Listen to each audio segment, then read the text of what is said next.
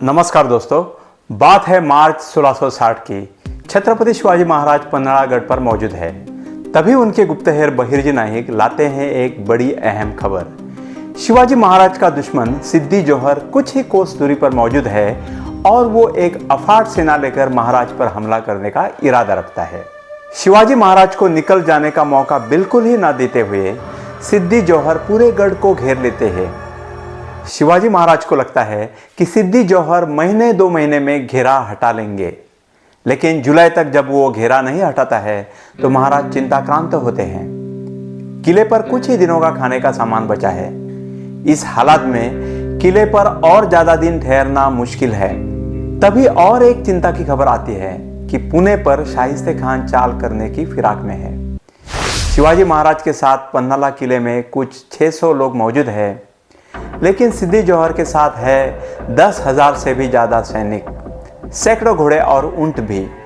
शिवाजी महाराज भलीभांति जानते हैं कि इतने कम सैनिकों को लेकर सिद्दी जोहर के साथ लड़ना मुश्किल ही नहीं बल्कि नामुमकिन है।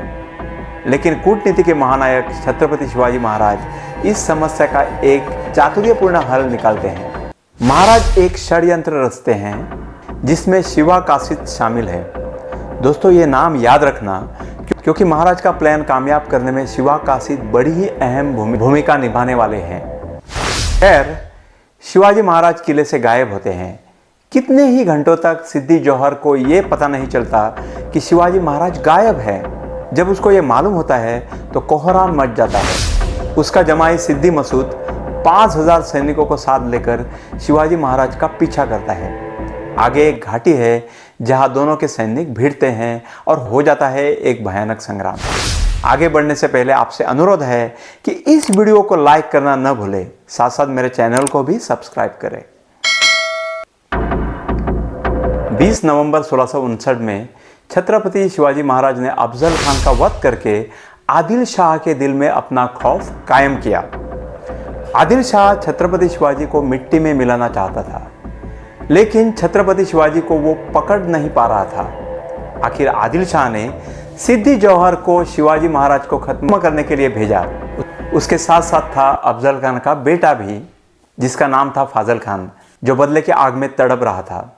सिद्दी जोहर एक असाधारण ताकत वाला क्रूर योद्धा था।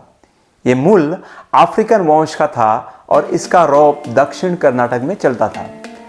1660 में मार्च महीने में उसने पन्हालगढ़ को घेर लिया, जहां शिवाजी महाराज कुछ 600 सैनिकों के साथ मौजूद थे। किले पर खाने की सामग्री मर्यादित मात्रा में थी। शिवाजी महाराज के मुकाबले सिद्दी जोहर के सैन्य की संख्या बहुत ही ज़्यादा थी। जाहिर था सिद्दी जोहर को लड़ाई में हराना मुश्किल ही नहीं लेकिन नामुमकिन था। समय बहुत ही खराब चल रहा था। शिवाजी महाराज को सूझ नहीं रहा था कि वो अब क्या करे। लेकिन तभी उनको एक बहुत ही अनोखी तरकीब सूझी। किले पर शिवा कासिद नाम का एक सैनिक मौजूद था जो दिखने में हूबहू शिवाजी महाराज था। महाराज के प्रति उसकी निष्ठा और समर्पण काबिले तारीफ था।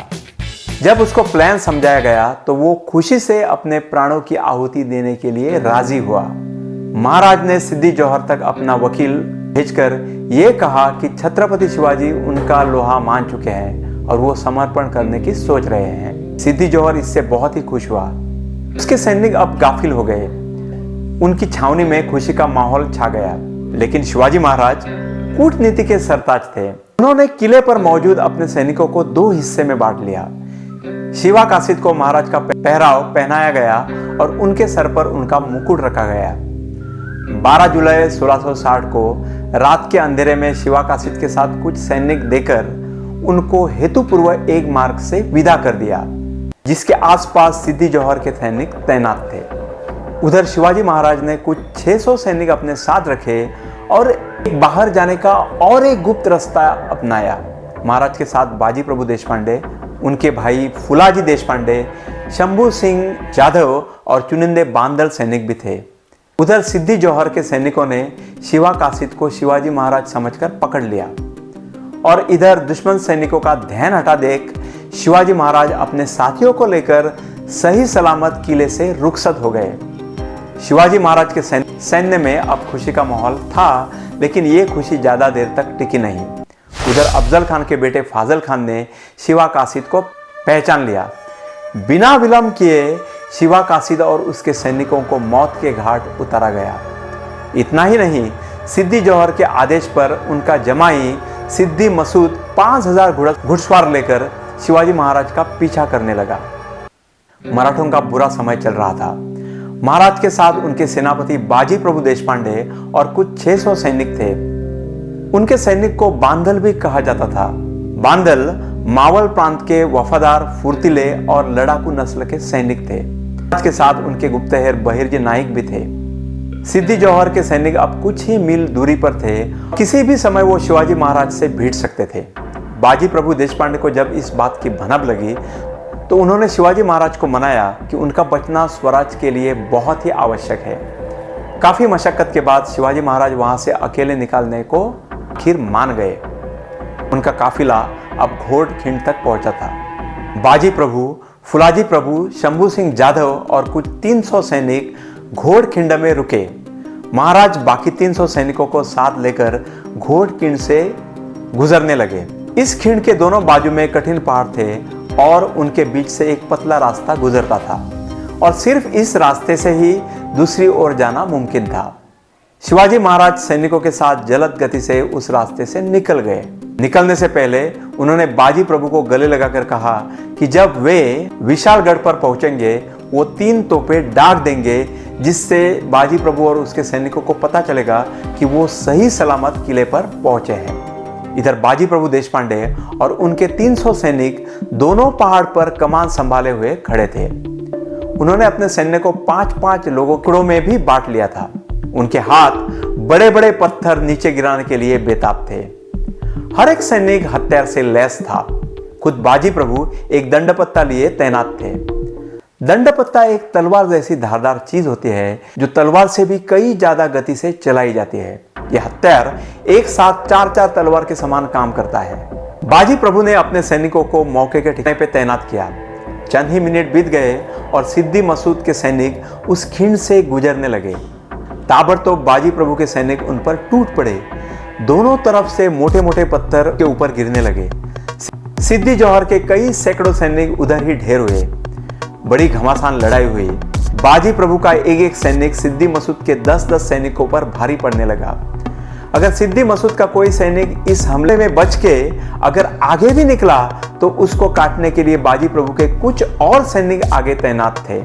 बाजी प्रभु देशपांडे के हाथों में 10-10 हाथियों की ताकत आ गई थी और वो बिजली की गति से दुश्मन का सफाया कर रहे थे। लेकिन तभी अचानक उनकी ढाल टूट गई। उन्होंने तुरंत अपने दोनों हाथों में तलवारें ली और वो दुश्मन पर बरस पड़े। 45 साल के बाजी प्रभु का उत्साह देखने लायक था। 18 घंटे के लगातार युद्ध से अब उनकी ताकत धीमी पड़ने लगी थी और तभी अचानक दुश्मन की गोली उनके सीने में घुसी और वो जमीन पर गिरे। बावजूद इसके वो फिर से खड़े हो गए और लड़ने लगे। उनके शरीर से अब बहुत ही खून बह चुका था।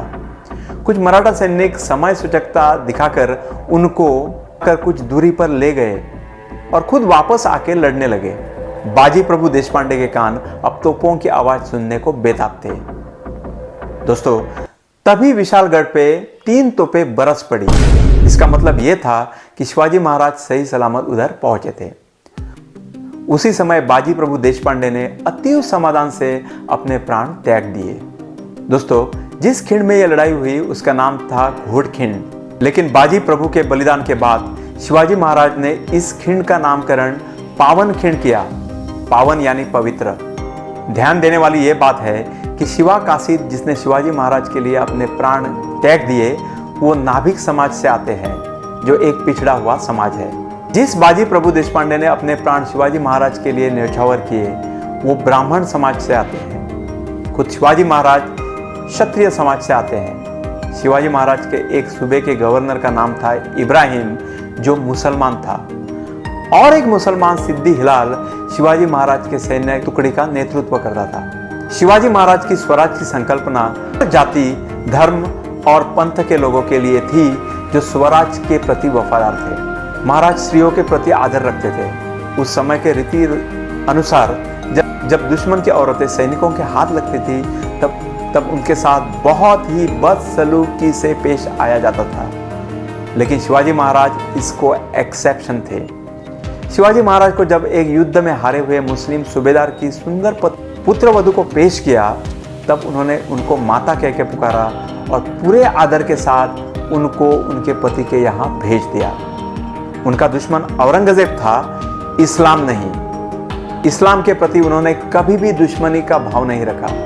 एक महान कूटनीतिज्ञ, स्त्री का आदर करने वाला, हर एक जाति धर्म के लोगों को अपने साथ लेकर चलने वाला एक उत्तम योद्धा और एक सच्चे मित्र के रूप में पूरा विश्व शिवाजी महाराज को याद करता है। दोस्तों, ये वीडियो आपको कैसा लगा कमेंट बॉक्स में जरूर लिखें। धन्यवाद।